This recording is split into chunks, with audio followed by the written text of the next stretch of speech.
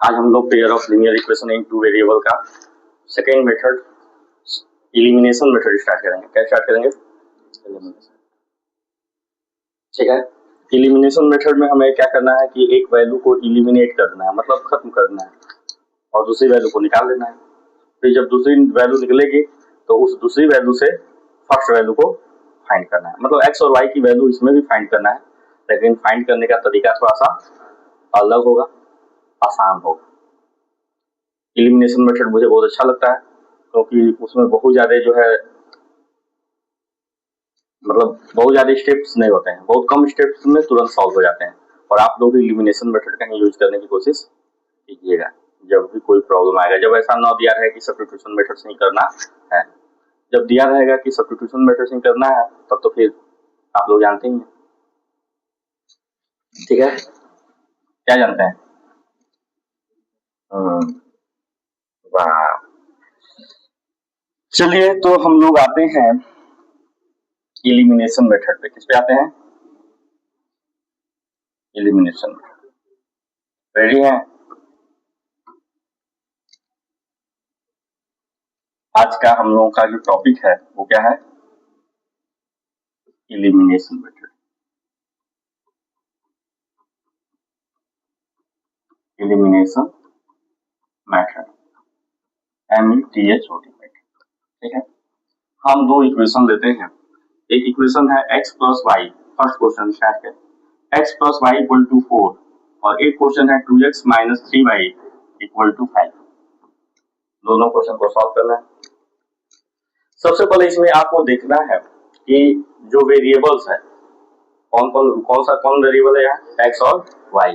किसी एक वेरिएबल का जो कोफिशिएंट है वो सेम हो जाए, दोनों इक्वेशन में सेम हो जाए। किसी एक वेरिएबल का जो कोफिशिएंट है वो क्या हो जाए? सेम हो जाए। जैसे यहाँ पर x का कोफिशिएंट 2 है और यहाँ पर x का कोफिशिएंट 1 है, सेम नहीं है ना। यहाँ भी देखिए y का अगर सेम है तब तो अच्छी बात है, अगर सेम नहीं है तब की बात करते हैं। ठीक है ना। यहाँ पर y का कोफिशिएंट -3 है, यहाँ y का कोफिशिएंट क्लियर है। तो हम क्या करते हैं इस क्वेश्चन में x का कोफिशिएंट सेम करते हैं। तो x का कोफिशिएंट सेम करने के लिए हम ये जो इक्वेशन 1 है उसमें क्या करते हैं, 2 से मल्टीप्लाई कर देते हैं। इक्वेशन 1 में क्या करते हैं, 2 से मल्टीप्लाई कर देते हैं। लेकिन जो अगर 2 से मल्टीप्लाई करेंगे तो ऐसा नहीं कि केवल x में मल्टीप्लाई करेंगे, जो भी काम करेंगे पूरे इक्वेशन में करेंगे। अगर 2 से मल्टीप्लाई करेंगे तो पूरे इक्वेशन में मल्टीप्लाई करेंगे। बात समझ में आ रहा है? तो हम लोग क्या लिखते हैं, multiplying equation 1 by 2, equation by 2 से मल्टीप्लाई करेंगे तो 2x हो जाएगा प्लस 2y हो जाएगा इक्वल टू 8 हो जाएगा। कोई दिक्कत नहीं। अब जो आया मल्टीप्लाई करने के बाद, ठीक है ना, उसको इक्वेशन 2 से सब्ट्रैक्ट कर देते हैं। ठीक है, मल्टीप्लाई करने पे जो आया, ठीक है ना, उसको इक्वेशन 2 से क्या कर देते हैं, इक्वेशन 2 हमारा क्या है, 2x minus 3y equal to 5। समझ में आया? नहीं है? आ गया?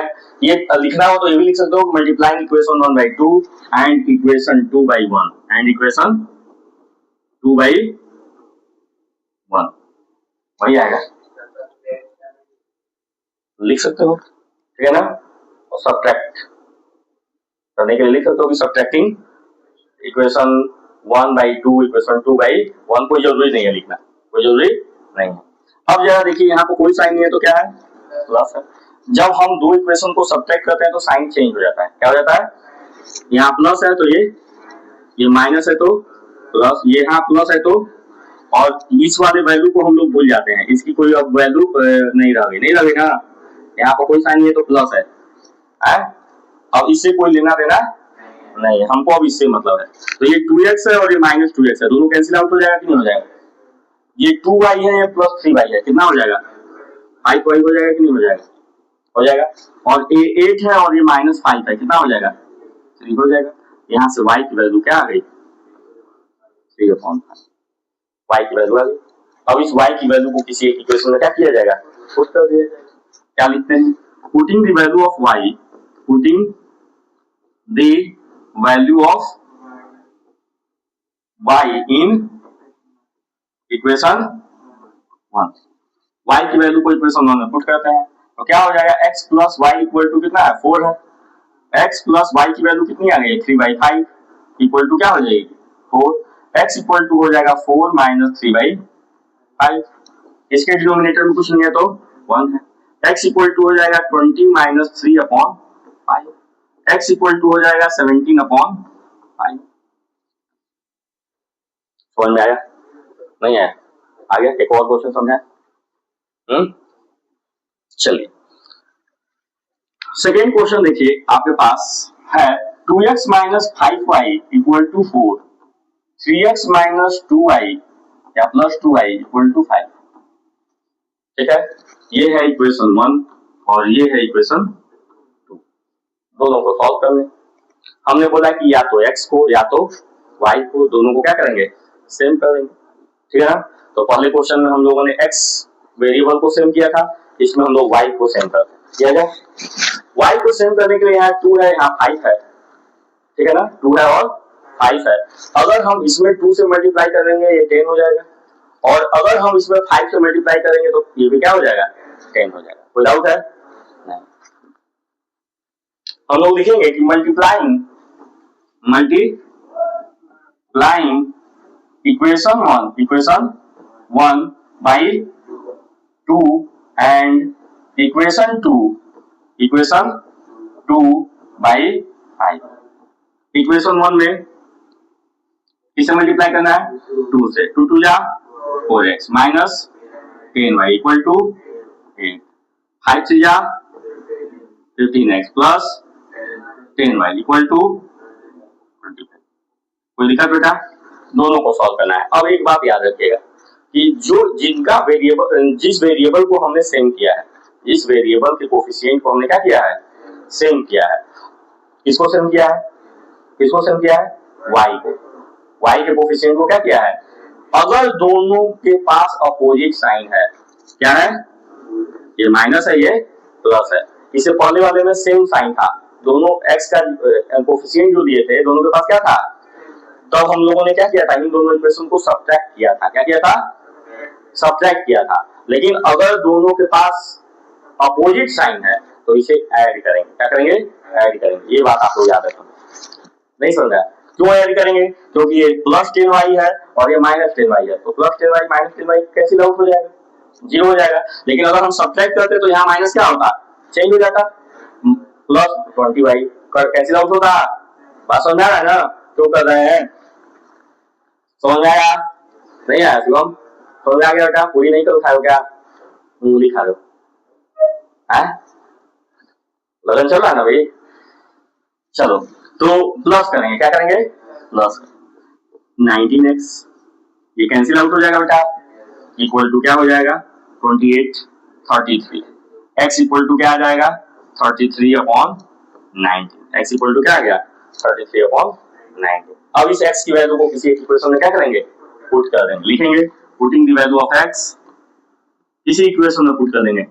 यहाँ पर ये नहीं है कि इक्वेशन 1 में putting the value of x in equation 1 में पुट कर दें सर।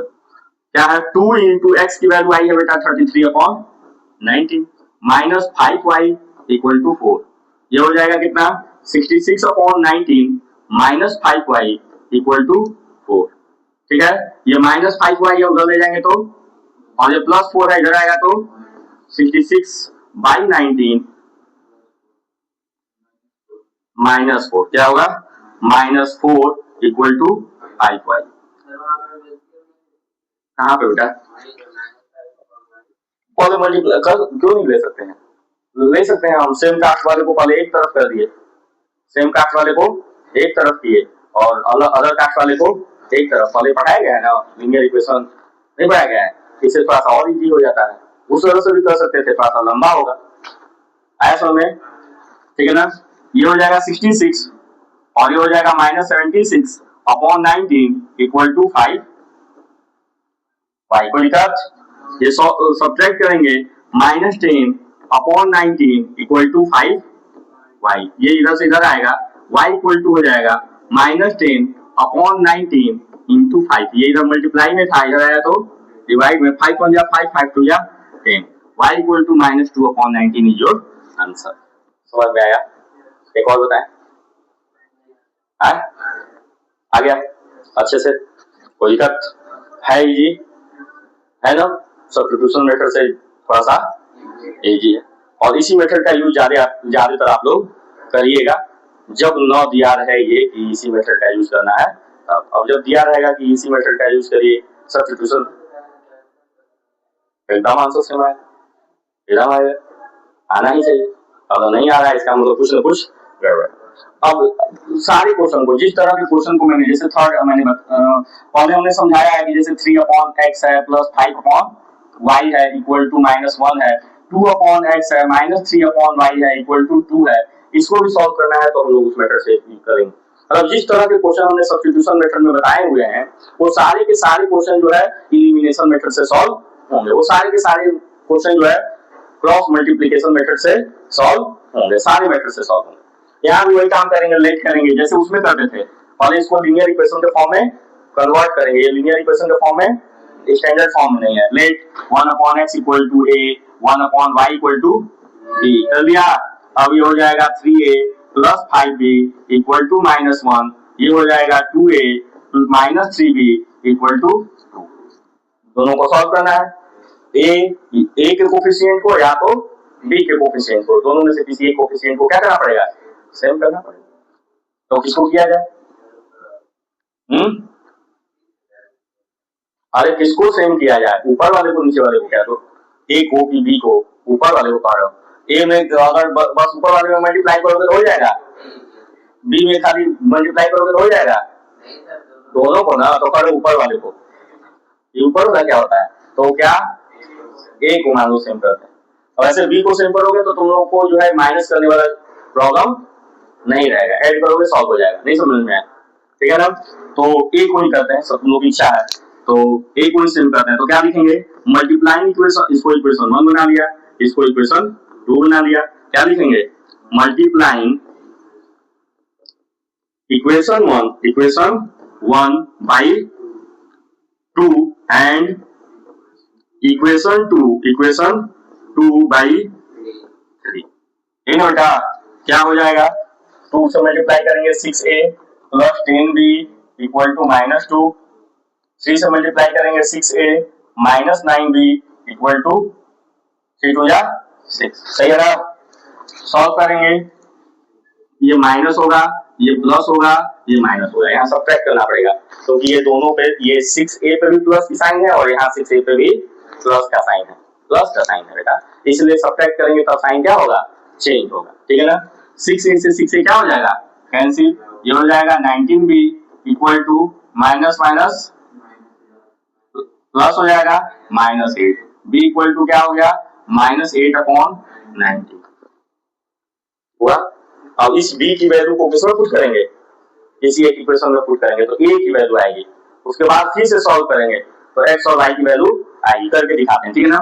इस b की वैल्यू को पुट किया जाए किसमें, इक्वेशन 1 में, putting the value of b, putting the value of b in equation 1। ठीक है ना? इक्वेशन 1 में equation 3a plus 5 into -8 upon 19 equal to minus, तो दिक्कत कौन सा नो है? ठीक है, ये हो जाएगा 3a minus 40 upon 19 equal to -1। कोई डाउट? 3a इक्वल टू हो जाएगा -1 प्लस 40 अपॉन 19। कोई दिक्कत बेटा? 3a इक्वल टू हो जाएगा -19, इसके डिनोमिनेटर में कुछ नहीं है तो 1 है, प्लस 40 अपॉन 19। सॉल्व करेंगे, ये हो जाएगा 3a इक्वल टू 40 में से 19 जाएगा, कितना बचेगा, 21 अपॉन 19। a इक्वल टू हो गया 21 अपॉन 19 इंटू 3, 3 7 जा 21, a इक्वल टू आ गया 7 अपॉन 19, a की वैल्यू आ गई 7 अपॉन 19 ही है, 19। ठीक है, आया समझ में? नहीं आया? आ गया, बहुत अच्छी बात है, आ गया। अब जरा देखिए अब जो है हमने क्या लिख किया था, 1/x इक्वल टू a माना था और a की वैल्यू कितनी आई है 7/19 आई है ना बेटा। हमें x की वैल्यू निकालनी है, क्रॉस मल्टीप्लाई करो या रेसिप्रोकल कर दो, तो x इक्वल टू क्या हो जाएगा 19/7।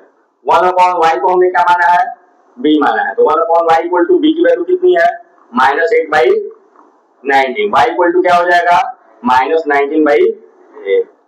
तो x की वैल्यू और y की वैल्यू आ गई। समझ में आया नहीं है? तो इस तरह से हम लोग एलिमिनेशन मेथड का यूज करेंगे। सारे जिस तरह के प्रॉब्लम बताए हुए हैं सब्स्टिट्यूशन मेथड में, सारे के सारे प्रॉब्लम्स जो है इस मेथड से सॉल्व क्लियर है। तो आप लोग का यही वर्क है कि जितना भी सब्स्टिट्यूशन मेथड का क्वेश्चन दिया गया है उसको एलिमिनेशन मेथड से क्या कीजिए सॉल्व कीजिए। समझ में आया? Thank you.